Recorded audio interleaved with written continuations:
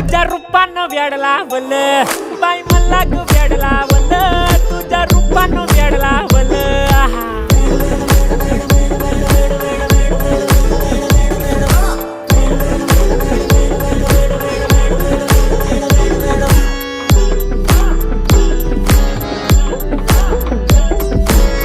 झालो काम सारं सोडून आलो मी झालं तुझी मस्त म्हणे मला फॉलो मी काय करू अक्यूट मला कळना मी ड्रीम करतो आणि काही दिसना काही सुचना